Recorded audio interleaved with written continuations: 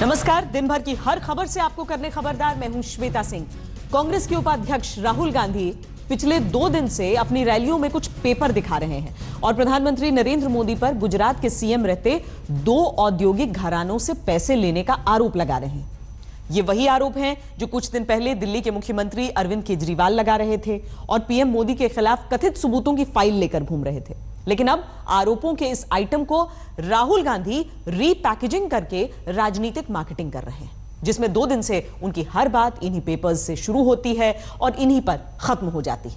आज हम खबरदार में आपको नरेंद्र मोदी के नाम वाली सहारा की उस डायरी का पूरा सच बताएंगे, लेकिन सबसे पहले आपको दिखाते हैं राहुल गांधी को आज पीएम मोदी ने क्या जवाब दिया।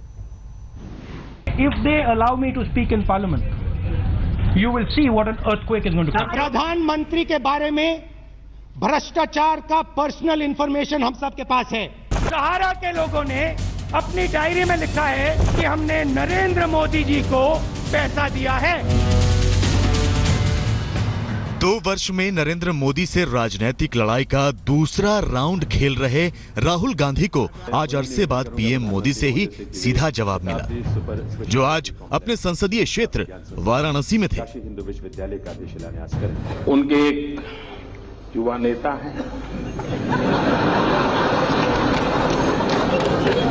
अभी भाषण सीख रहे हैं, ऐसे करते वो भी ऐसे करते। जब से उन्होंने बोलना सीखा है और बोलना शुरू किया है, मेरी खुशी का कोई पार नहीं है। 2009 में पता ही नहीं चलता था कि भाई इस पैकेट के अंदर क्या है।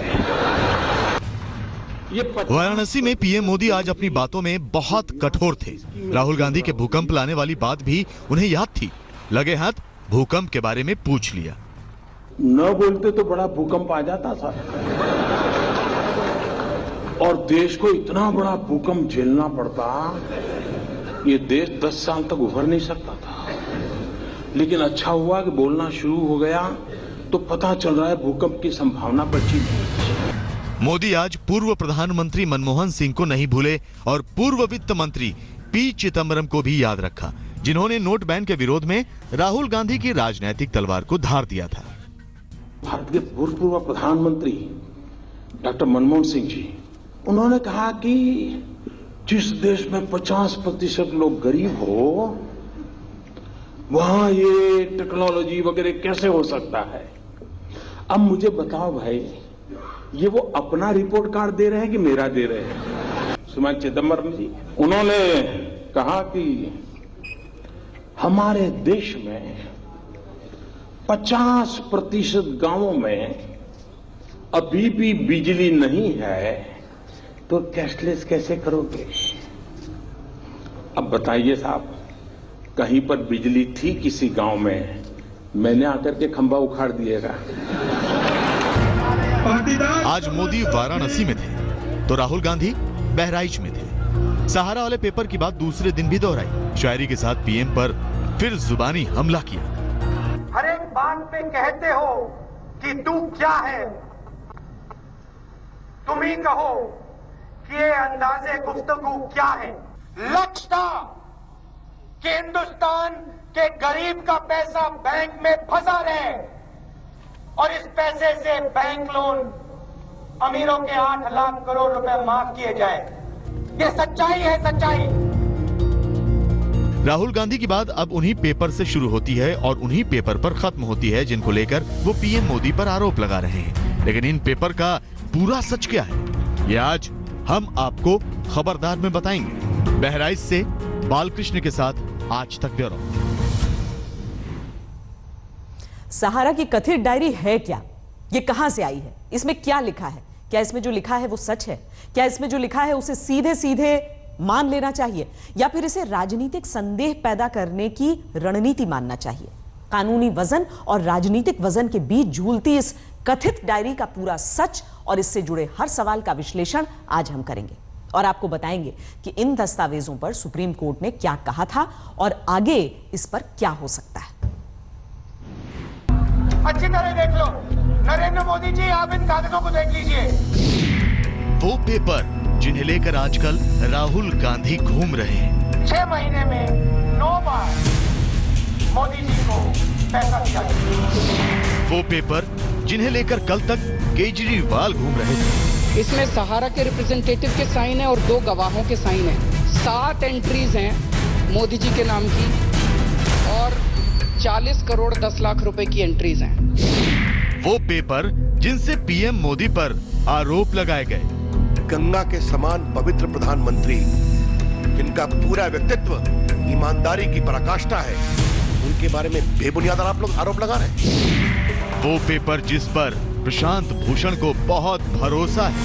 9 दिनों में 5 करोड़ और 2 दिन में 2.5 करोड़ 40 करोड़ रुपया लिखा है, मोदी जी को दिया गया अहमदाबाद में। वो पेपर जिसे सुप्रीम कोर्ट ने भरोसे के लायक नहीं समझा।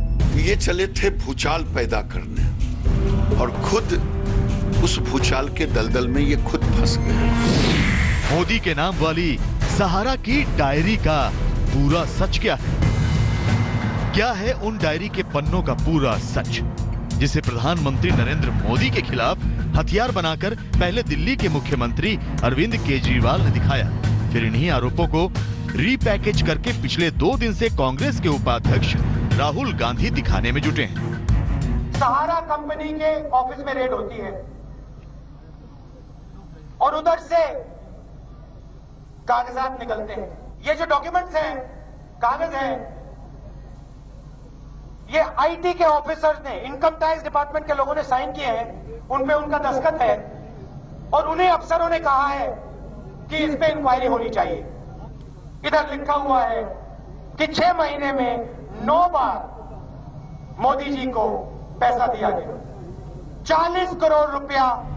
पीएम मोदी के खिलाफ राहुल गांधी जिन पेपर का पिछले 2 दिन से जिक्र कर रहे हैं, वो पेपर कहां से सामने आए? सबसे पहले हम आपको ये बताते हैं, मोदी पर आरोप लगाने वाले इन कागजातों के बारे में दावा किया गया है कि ये पेपर अक्टूबर 2013 और नवंबर 2014 में आयकर विभाग के 2 बड़े छापों में मिले थे, जब आयकर विभाग ने 2 औद्योगिक घरानों के कई शहरों के दफ्तरों में छापे मारे थे। इसमें 22 नवंबर 2014 को दिल्ली एनसीआर में सहारा ग्रुप पर पड़े छापों में मिले पेपर। सहारा ग्रुप पर छापों में मिले पेपर में दावा किया गया कि इसमें 18 राजनीतिक दलों के 100 से ज्यादा नेताओं के नाम पर सहारा ग्रुप की तरफ से पेमेंट करने की एंट्री है, जिन्हें 2010 से लेकर 2014 तक कुल मिलाकर 100 करोड़ रुपए से ज्यादा का पैसा कथित तौर पर दिया गया। नेताओं के नाम की 4 प्रिंटेड लिस्ट में 2 लिस्ट में 54 नेता और दूसरी 2 लिस्ट में 62 नेताओं के नाम हैं।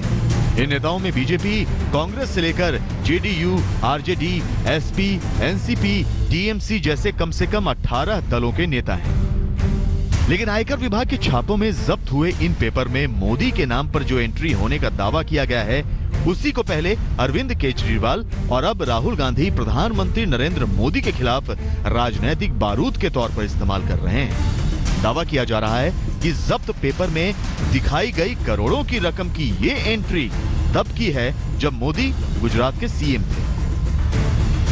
सहारा डायरी में मोदी के नाम पर 13 बार पेमेंट करने की एंट्री है। इसमें 9 बार पेमेंट करके 40 करोड़ रुपए और कुल 55 करोड़ का जिक्र है। यह पैसा कथित तौर पर अक्टूबर 2013 से फरवरी 2014 के बीच में दिया गया। इसमें 30 अक्टूबर 2013 को 2.5 करोड़ रुपए की एंट्री दिखाई गई। 12 नवंबर 2013 को 5 करोड़ रुपए की एंट्री दिखाई गई। 27 नवंबर 2013 को 2.5 करोड़ रुपए की एंट्री दिखाई गई। 29 नवंबर को 5 करोड़, 6 दिसंबर 2013 को 5 करोड़ की एंट्री है। 13 जनवरी, 28 जनवरी, 22 फरवरी 2014 को भी 5-5 करोड़ की एंट्री है। अब ये पेपर, ये डायरी के पन्ने कितने सच हैं, कितने झूठे, इसका दावा हम नहीं कर सकते। लेकिन ये पेपर सबसे पहले 15 नवंबर को वकील प्रशांत भूषण सुप्रीम कोर्ट लेकर गए थे और इनकी जांच कराने की मांग की। हालांकि इन पेपर पर सुप्रीम कोर्ट ने भरोसा करने से इनकार कर दिया था और प्रशांत भूषण से पुख्ता सबूत लाने को कहा था। सुप्रीम कोर्ट ने अगर औद्योगिक घरानों पर छापों में जब्त इन कागजातों की माने तो इनमें 2 मौजूदा मुख्यमंत्रियों के अलावा कांग्रेस की एक पूर्व मुख्यमंत्री और कई दूसरे नेताओं का भी नाम होने का दावा किया गया है। लेकिन जब सुप्रीम कोर्ट ही इन कागजातों की विश्वसनीयता पर सवाल उठा चुका है, तो फिर सवाल ये है कि क्या कानूनी वजन में हल्के बताए गए इन कथित डायरी एंट्री और आरोपों को सिर्फ राजनीतिक आरोपों के वजन से भारी किया जा रहा है? आज तक ब्यूरो। जिस पेपर को पीएम मोदी के खिलाफ राहुल गांधी राजनीतिक हथियार के तौर पर इस्तेमाल कर रहे हैं, वो 2014 में सहारा ग्रुप के दिल्ली और नोएडा में पड़े आयकर विभाग के कथित छापों में मिले थे। पिछले महीने नवंबर में इन दस्तावेजों को सामने लाकर दावा यह किया गया कि सहारा ग्रुप पर पड़े आयकर विभाग के छापों में जब्त हुए दस्तावेजों में कई नामों की कंप्यूटर एंट्री है। इन दस्तावेजों में एंट्री दिखाई गई है कि कितनी रकम किसको, कहां पर और किसके द्वारा दी गई। इसमें वर्ष 2013 और 2014 में कई नेताओं, मुख्यमंत्रियों, पार्टी दफ्तरों की दी गई कथित रकम की एंट्री दिखाई गई है। इसमें गुजरात सीएम ही नहीं, दिल्ली सीएम, एमपी सीएम और छत्तीसगढ़ सीएम के नाम से भी एंट्री है। हालांकि यह कहना मुश्किल है कि ये कागज, ये एंट्री और कथित तौर पर दी गई रकम वाकई सही है या फिर मनगढ़ंत है या फर्जी एंट्री है, क्योंकि अभी तक सुप्रीम कोर्ट ने भी इन दस्तावेजों को जांच का आदेश देने के लायक नहीं समझा है और इन्हें भरोसे के काबिल नहीं बताया। सहारा की कथित डायरी के बारे में हम आपको बता चुके हैं कि ये कहां से आई, क्या क्या इसमें लिखा है, क्या क्या दावे किए गए हैं। लेकिन जब ये डायरी और ये दस्तावेज सुप्रीम कोर्ट के सामने पहुंचे तो क्या हुआ, ये बहुत दिलचस्प है। ये हम आपको ब्रेक के बाद बताएंगे कि राजनीतिक वजन से भारी की जा रही सहारा की डायरी में राहुल गांधी जिस सहारा डायरी के आधार पर प्रधानमंत्री मोदी पर करप्शन के आरोप लगा रहे हैं, उस सहारा डायरी का केस सुप्रीम कोर्ट में चल रहा है। वरिष्ठ वकील प्रशांत भूषण ने सुप्रीम कोर्ट में 15 नवंबर 2016 को एक याचिका दाखिल की। अपनी याचिका में प्रशांत भूषण ने कहा, सीबीआई और इनकम टैक्स की छापेमारी में सहारा डायरी मिली थी। इस डायरी में कई राज्यों के मुख्यमंत्रियों के नाम शामिल हैं, जिन्हें करोड़ों रुपए की घूस दी गई। इसीलिए इस मामले की supreme court special investigation team यानी एसआईटी से जांच करवाए। 25 नवंबर 2016 को इस याचिका पर सुप्रीम कोर्ट में पहली सुनवाई हुई और पहली ही सुनवाई में कोर्ट ने प्रशांत भूषण को आरोप साबित करने के लिए ठोस निर्देश दे दिया।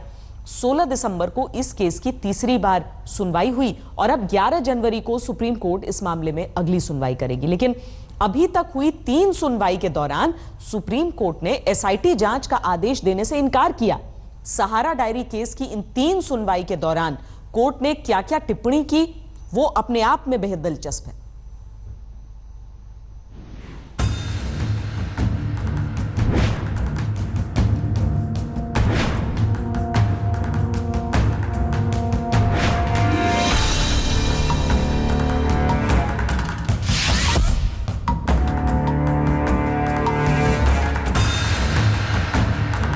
सुप्रीम कोर्ट के वरिष्ठ वकील प्रशांत भूषण ने अपने एनजीओ कॉमन कॉज के तहत 15 नवंबर 2016 को सहारा डायरी की जांच के लिए स्पेशल इन्वेस्टिगेशन टीम यानी एसआईटी के गठन के लिए सुप्रीम कोर्ट में याचिका दी। जब मेरे पास ये दस्तावेज आए अक्टूबर के महीने में, किसी विसल ब्लोअर ने मुझे ये दस्तावेज दिए, बिरला और सहारा वाले, तब मैंने पहले तो central vigilance commission, CBI, enforcement directorate, black money SIT और इन सब को चिट्ठी लिखी कि भाई देखिए ये बहुत गंभीर मुद्दा है जिसमें कि इतने सारे पेमेंट्स बड़े बड़े लोगों को दिए गए हैं और इसलिए इसको तुरंत इसकी जांच होनी चाहिए थी, क्रिमिनल जांच होनी चाहिए थी सीबीआई के द्वारा या कोई एसआईटी के द्वारा, और वो जांच करवाए बगैर इन डॉक्यूमेंट्स को दबा दिया गया। तो अब आप इसकी जांच करवाइए।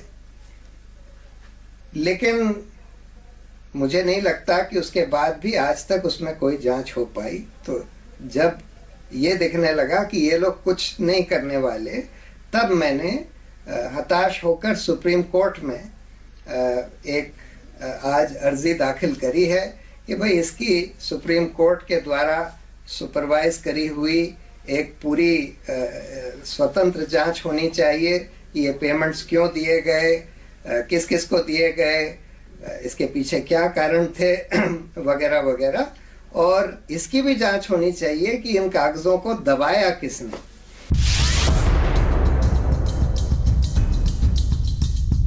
Justice JS. खेहर और जस्टिस अरुण मिश्रा की बेंच ने 25 नवंबर 2016 को इस केस की पहली सुनवाई की और पहली ही सुनवाई में सहारा डायरी की जांच के लिए एसआईटी बनाने से इनकार कर दिया। सुप्रीम कोर्ट ने प्रशांत भूषण से कहा, ये एंट्री किसने की? वो कंप्यूटर किसका था? कल कोई 100 लोगों को पैसे देने की एंट्री कंप्यूटर में कर दे तो क्या हमें उन सब के खिलाफ जांच के आदेश देने चाहिए? आप जो कह रहे हैं अगर हम उसे मान लें तो कल कोई कह सकता है कि मैंने प्रधानमंत्री को इतने पैसे दिए। हम किसी के भी खिलाफ एक्शन लेने से बच नहीं रहे हैं, लेकिन गलत काम को सामने लाने के लिए आपके पास कुछ न कुछ प्रत्यक्ष सबूत तो होने चाहिए। हम सिर्फ इसलिए जांच का आदेश नहीं दे सकते क्योंकि आपने एक बड़े व्यक्ति का नाम लिया है। अगर हमें किसी चीज पर कोई शक पैदा होता है तो ये अच्छी चीज है, लेकिन आपके शक से हम संतुष्ट नहीं हैं। आप हमें बेहतर सामग्री लाकर दीजिए, क्योंकि हम आपके शक से संतुष्ट नहीं हैं। हम सिर्फ इसलिए जांच के आदेश नहीं दे सकते क्योंकि आपने बड़े आदमी का नाम लिया है। सुप्रीम कोर्ट ने प्रशांत भूषण से कहा कि अगर वो इस मामले में बेहतर सबूतों के साथ आएं, तो इस मामले की 14 दिसंबर को दोबारा सुनवाई की जा सकती है। उस वक्त प्रशांत भूषण ने दावा किया था कि वो अगली सुनवाई में ठोस सबूत सुप्रीम कोर्ट के सामने रखेंगे। इतना डिटेल अगर कोई फर्जी बनाएगा भी तो इतना डिटेल नहीं लिखता। लेकिन खैर सुप्रीम कोर्ट में आज उनको दस्तावेज पढ़े भी नहीं जा रहे थे पूरे ठीक से, क्योंकि हम लोगों ने तो ओरिजिनल दस्तावेज की फोटोकॉपीज लगा दी थी जो कि बहुत साफ नहीं थी। तो अब उसको टाइप कराकर हम लोग फाइल करेंगे। थोड़ा और जो हमारे पास एविडेंस उसके बाद आया है वो भी फाइल करेंगे और अब 14 दिसंबर को सुनवाई होगी इसकी। 14 दिसंबर को एक बार फिर इस केस की सुप्रीम कोर्ट में सुनवाई हुई, लेकिन प्रशांत भूषण सहारा डायरी मामले में कोई ठोस सबूत कोर्ट में पेश नहीं कर पाए, तो सुप्रीम कोर्ट ने टिप्पणी की। हम इस मामले को पेंडिंग नहीं रखना चाहते। आप 16 दिसंबर को इस मामले से जुड़ी बेहतर सामग्री के साथ आइए। प्रशांत भूषण ने सुप्रीम कोर्ट की टिप्पणी का जवाब देते हुए कहा, कोर्ट द्वारा किसी मामले को डील करने का ये तरीका अनुचित है और केस से जुड़े दस्तावेजों को लाने के लिए आगे की तारीख देने का कोई मतलब नहीं है। इस पर सुप्रीम कोर्ट की बेंच ने सख्त होते हुए कहा, ये अनुचित नहीं है क्योंकि आप बहुत बड़े ओहदेदारों के साथ डील कर रहे हैं। आप ठोस और साफ सबूत लेकर आइए, हमें कोई परेशानी नहीं है।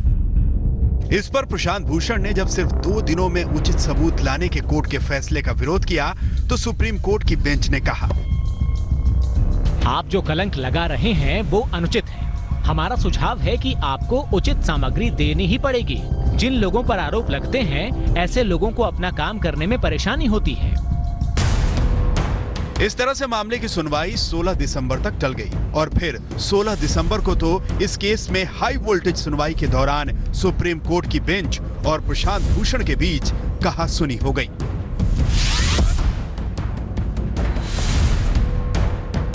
सोलह दिसंबर को सुनवाई में प्रशांत भूषण ने जस्टिस खेहर को इस केस से हट जाने की मांग तक कर डाली। प्रशांत भूषण ने कोर्ट रूम में जस्टिस खेहर से कहा, योर लॉर्डशिप, कोर्ट का अधिकारी होने के नाते ये मेरा फर्ज है कि मैं इस बात की तरफ इशारा करूं कि आपको इस मामले की सुनवाई से हट जाना चाहिए, क्योंकि आपके चीफ जस्टिस के पद पर नियुक्ति की फाइल केंद्र सरकार की कमेटी के पास है, जिसे प्रधानमंत्री हेड कर रहे हैं। जस्टिस खेहर इस बात से उखड़ गए और उन्होंने सख्त लहजे में प्रशांत भूषण से कहा, ये बहुत गलत है कि आप अब ये मुद्दा उठा रहे हैं। अगर आपको मुझ पर भरोसा नहीं था तो पहले कहना चाहिए था। इससे पहले भी 2 तारीखों पर सुनवाई हो चुकी है, पर आप अब ये मुद्दा क्यों उठा रहे हैं? ये टिप्पणी करते हुए जस्टिस खेहर ने खुद को इस केस से अलग करने की बात कही। जस्टिस अरुण मिश्रा ने इस बात को संवैधानिक पद का अपमान मानते हुए प्रशांत भूषण को कड़े लफ्जों में कहा, आप देश की सबसे बड़ी कोर्ट के बारे में बात कर रहे हैं। आपको क्या लगता है कि क्या हम किसी दबाव के आगे झुक जाएंगे? अगर आपको कोई परेशानी है तो आपको उसे उठाना चाहिए। ये बेहद अनुचित है। आप उच्चतम न्यायालय के बारे में बात कर रहे हैं। आप हमारी संवैधानिक कार्यशैली पर शक कर रहे हैं। ये अवमानना के बराबर है। प्रशांत भूषण ने इस पर सफाई देते हुए कहा, मैं जजों पर कोई आरोप नहीं लगा रहा और न ही उन्हें बदलने की मांग कर रहा हूँ। अदालत का अधिकारी होने के नाते ये मेरा फर्ज था कि मैं कोर्ट से कहूं कि इस मामले की सुनवाई किसी और बेंच से करवाई जाए या फिर सर्दियों की छुट्टी के बाद दोबारा कोर्ट खुलने पर इस मामले की सुनवाई हो। कोर्ट रूम में मौजूद केंद्र सरकार के वकील अटॉर्नी जनरल मुकुल रोहतगी ने प्रशांत भूषण के बारे में कहा, ये बेहद सस्ती चाल है और ऐसा सुप्रीम कोर्ट में पहले कभी नहीं हुआ। ये और भी ज्यादा दुर्भाग्यपूर्ण है कि एक जनहित याचिका की सुनवाई के दौरान ये सब हो रहा है। मुझे बेहद दुख है। इस पर कोर्ट ने मुकुल रोहतगी को ये कहते हुए चुप करवा दिया कि वो इस मामले को तूल ना दें। इसके बाद कोर्ट ने मुकुल रोहतगी को 2 ऑप्शन दी। पहला ये कि इस मामले को चीफ जस्टिस के पास भेज दिया जाए और स्पेशल बेंच से सुनवाई कराई जाए। दूसरा विकल्प ये था कि सर्दियों की छुट्टियों के बाद मामले की सुनवाई दोबारा शुरू हो। अटॉर्नी जनरल मुकुल रोहतगी ने दूसरे विकल्प को चुना, जिसे मानते हुए सुप्रीम कोर्ट ने इस मामले की सुनवाई 11 जनवरी तक के लिए टाल दी। इन नए प्रमाणों की जांच जनवरी में की जाएगी। जनवरी के महीने में इस पे अंतिम निर्णय आएगा। खामखा बीजेपी वाले और दूसरे लोग कोर्ट में हुई बातचीत को ऐसे पेश कर रहे हैं मानो कोर्ट ने कोई निर्णय दे दिया हो। अरे भाई, एक न्यूनतम बात होती है। कोर्ट में जब भी कुछ बहस होती है उस वक्त कहा सुनी होती है, जज कुछ बातें कहते हैं, कई तीखी टिप्पणियां करते हैं। कई बार तीखी टिप्पणी इसलिए करते हैं ताकि आपसे और सामग्री निकलवाई जा सके। वो जजमेंट नहीं होता। जजमेंट तब जब जज लिख के कहता है। तो अभी तक कोर्ट ने इस पे कोई जजमेंट नहीं दी। हालांकि अभी ये साफ नहीं है कि जस्टिस खेहर ने खुद को इस मामले से अलग किया है या नहीं, लेकिन इतना तो साफ है कि अगली 11 जनवरी की सुनवाई में अगर प्रशांत भूषण कोई ठोस सबूत दे पाने में नाकाम रहे तो इस केस पर सुप्रीम कोर्ट सुनवाई से इनकार कर सकता है। संजय शर्मा, दिल्ली, आज तक। सुप्रीम कोर्ट सहारा डायरी में दर्ज दावों की एसआईटी जांच से इनकार कर चुका है। सुप्रीम कोर्ट की बेंच ने अब सहारा डायरी मामले में पुख्ता सबूत पेश करने के लिए प्रशांत भूषण को आखिरी बार 11 जनवरी तक का वक्त दिया है। इसके बाद उनकी याचिका खारिज कर दी जाएगी। तो क्या यह माना जाए कि सहारा डायरी केस की जांच के रास्ते बंद हो चुके हैं? हमने इस मामले पर योगेंद्र यादव से बात की, जो एनजीओ स्वराज इंडिया के अध्यक्ष हैं और प्रशांत किशोर के पुराने साथी। जिसे आज राहुल गांधी के आरोप कहा जा रहा है, जिसे अरविंद केजरीवाल के आरोप कहा जा रहा है, वो दरअसल प्रशांत भूषण के एक पिटीशन से निकले हुए हैं। 25 अक्टूबर को प्रशांत भूषण ने चिट्ठी लिखी केंद्रीय सतर्कता आयोग को, सीबीआई को, ब्लैक मनी की एसआईटी को, सबको चिट्ठी लिख के कहा कि हमारे पास कुछ ये दस्तावेज आए हैं, आप कृपया इसकी जांच करें और इसकी जांच करके जो दोषी हैं उन्हें पकड़ें। ये कागज बाकायदा सीबीआई और इनकम टैक्स वालों ने छापे में बरामद किए हैं। इस पे इनकम टैक्स के अफसरों के हस्ताक्षर हैं, प्रमाणित करते हुए कि छापे में लिए गए। पहले वाले कागजों की जांच हुई और जांच करके उन्हें प्रमाणित भी किया गया है कि ये कागज सही हैं और आगे लोगों ने अपनी बातचीत में कबूल किया है कि हाँ, ऐसा कुछ हो रहा था। और जहां तक कोर्ट की बात है, 2 प्रसिद्ध मामलों में, जैन हवाला वाले मामले में और 2014 में ललिता कुमारी केस में, दोनों में सुप्रीम कोर्ट लिख के बता चुका है कि किन मामलों में इन्वेस्टिगेशन होना चाहिए और कहां एफआईआर दर्ज होनी चाहिए। उन दोनों के हिसाब से जैन हवाला कांड में जिस तरह के प्रमाण थे, उससे 10 गुना ज्यादा प्रमाण आज उपलब्ध हैं। जिन प्रमाण को बीजेपी ऑगस्टा केस में पेश कर रही है, उससे ज्यादा प्रमाण तो सहारा वाले केस में उपलब्ध हैं। जिस प्रमाण के आधार पे बोफोर्स का मामला चला था, उससे तो कहीं गुना ज्यादा प्रमाण बिरला वाले में उपलब्ध हैं।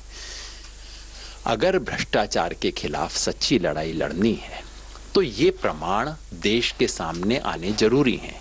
मैं स्पष्ट कर दूं, प्रशांत भूषण आज भी नहीं कह रहे हैं, हम भी नहीं कह रहे हैं कि ये अंतिम रूप से साबित हो गया है कि प्रधानमंत्री ने रिश्वत ली। हो सकता है ना ली हो।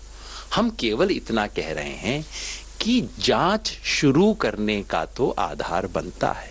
इतनी बड़ी चीज अगर आपके मेरे बारे में आ जाए तो अभी तो हम बैठे हुए पुलिस थाने में जवाब दे रहे होते। बस हम केवल ये कह रहे हैं, जांच हो, निष्पक्ष जांच हो, बड़े से बड़ा, छोटे से छोटा, जो भी हो, जांच के दायरे से बाहर ना हो। धन्यवाद योगेंद्र जी। यानी अभी मामला सुप्रीम कोर्ट में लंबित है, लेकिन जब तक ये वक्त है कि कोर्ट में अगली सुनवाई हो, ऑर्डर आए, फैसला आए, उस बीच में दोनों पक्ष से अपने अपने हिसाब से, अपनी सहूलियत के हिसाब से प्रचारित और प्रकाशित कर रहे हैं। कैमरामैन प्रदीप गुप्ता के साथ संजय शर्मा, दिल्ली, आज तक। दिक्कत यह है कि डायरी के उस पन्ने के अलावा जिस सबूत का जिक्र होता है और पुख्ता सबूत का जिक्र होता है वो कभी सामने ही नहीं आया है। इंतजार रहेगा उसका। रुक रहे एक ब्रेक के लिए। ब्रेक के बाद खबरदार में अब बात आज की सबसे चौंकाने वाली राजनीतिक खबर की। आज नजीब जंग ने अचानक दिल्ली के उपराज्यपाल पद से इस्तीफा दे दिया। इस्तीफे की वजह पर बड़ा सस्पेंस बना हुआ है क्योंकि नजीब जंग ने इस्तीफे का कोई कारण नहीं बताया। उनके दफ्तर ने सिर्फ ये लिखा कि वो एकेडमिक्स में लौटेंगे, जो उनका पसंदीदा विषय है। सवाल यह है कि नजीब जंग दिल्ली की वो जंग अधूरी छोड़कर बीच में क्यों चले गए, जो जंग उनके और दिल्ली के मुख्यमंत्री अरविंद केजरीवाल के बीच अधिकारों को लेकर पिछले 1.5 साल से चल रही थी। और उससे भी बड़ा सवाल यह है कि अब नई जंग के लिए कौन आने वाला है।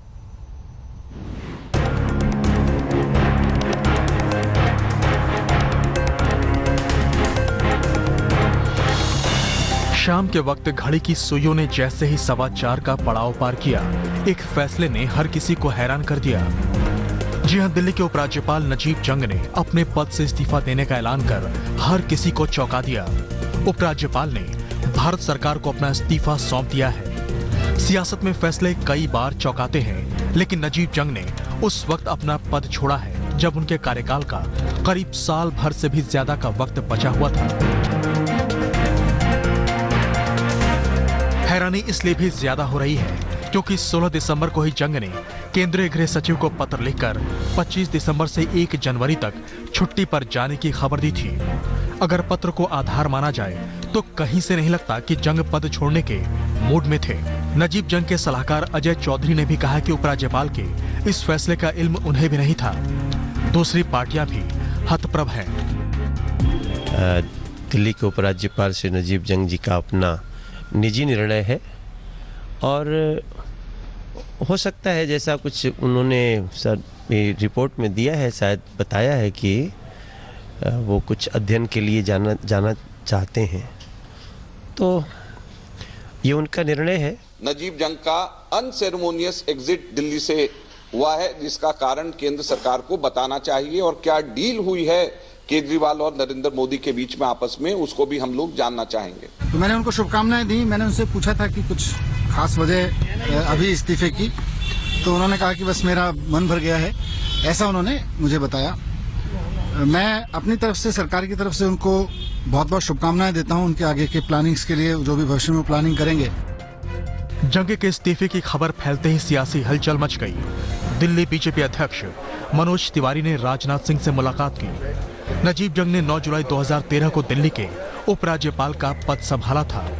इस्तीफे के बाद जंग ने प्रधानमंत्री नरेंद्र मोदी का खास तौर पर शुक्रिया अदा किया है। जंग ने दिल्ली के लोगों को भी उनके सहयोग और प्यार के लिए धन्यवाद कहा है।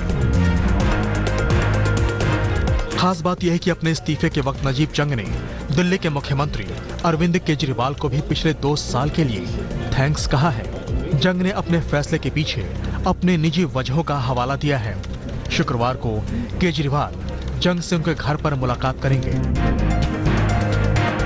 जानकारी आ रही है कि इस्तीफे के बाद नजीब जंग वापस पठन पाठन यानी एकेडमिक्स की ओर लौटने वाले हैं। नजीब जंग का कार्यकाल तमाम वजहों से हमेशा सुर्खियों में रहा है। एक बार फिर उन्होंने अपने फैसले से हर किसी को हैरान कर दिया है। मौसमी सिंह और कुमार विक्रांत सिंह के साथ कुमार कुणाल, दिल्ली, आज तक। खबरदार में इतना ही। देश और दुनिया की बाकी खबरों के लिए आप देखते रहिए आज तक।